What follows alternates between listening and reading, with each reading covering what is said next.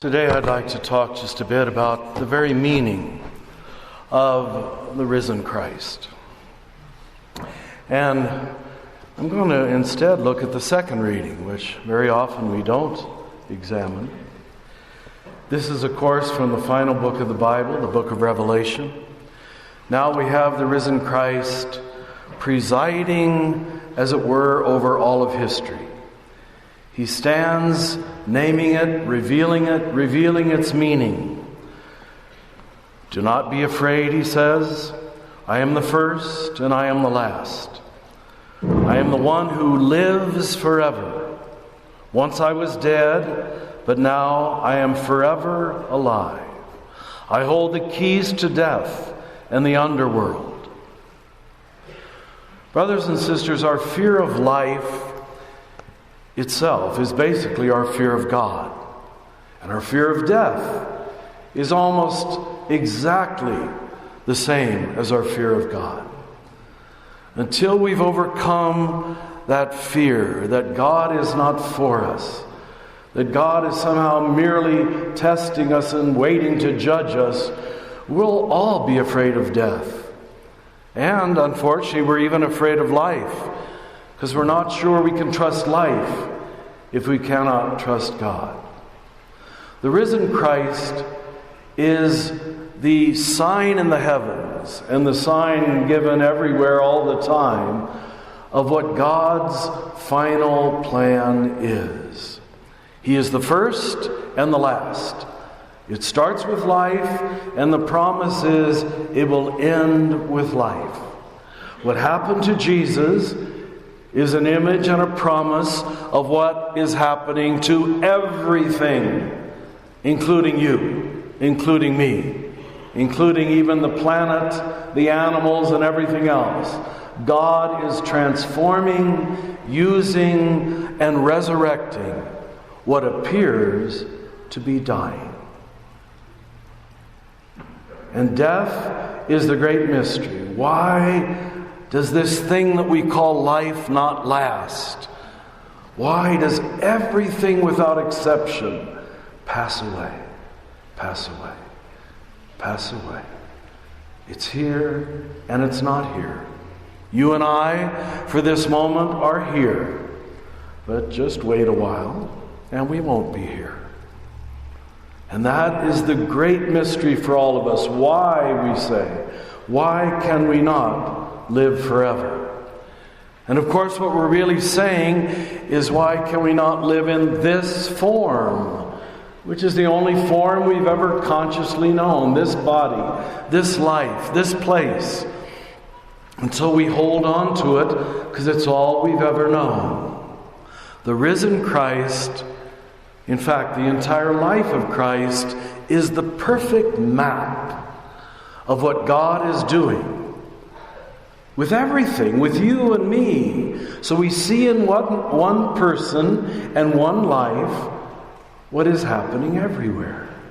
And thus we can live with hope that we are all, like Jesus, divinely conceived.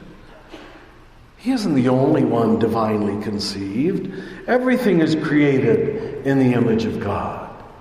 And then it lives, like you and I do, a somewhat ordinary life. His was only 30 years long. And he who was a good man still had to suffer absurdity, tragedy, torture, passion, and death. And so there's no reason for any of us to be surprised when day after day this or that or everything does not work out. Much of history, brothers and sisters, continues to be tragic. Now we see another nation wanting to start a war for no reason. We see tens of thousands of poor Syrian people running for their lives, women and children and poor who have no hope. And we say, why? Why is so much of history, frankly, ridiculous and evil and wrong? And that's, of course, what Jesus himself wanted to say. Why are you killing me? I'm not your problem.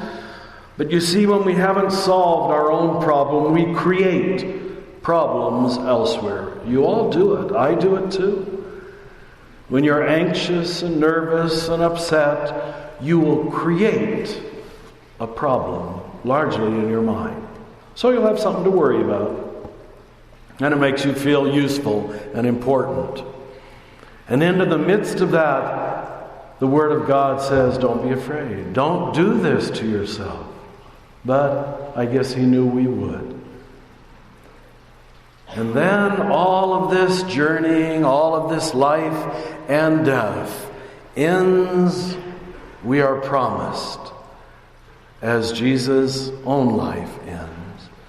Not with an eternal death, but with an eternal resurrection.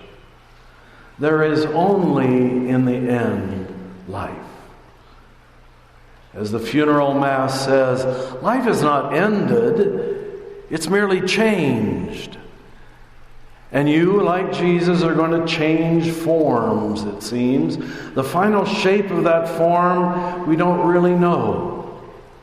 But this is why we live with hope, we live with optimism, that we know this final absurdity called death is nothing we finally have to fear. Life is not ended, but merely changed.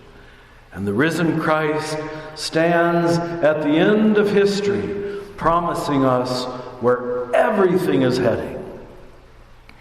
He touched me with His right hand, and He said, "Do not be afraid. I am the first, and I am also the last. I am the one who lives forever, as you will live. Once I was dead, but now I am forever alive.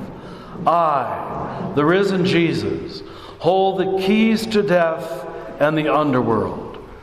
Write down what I am telling you.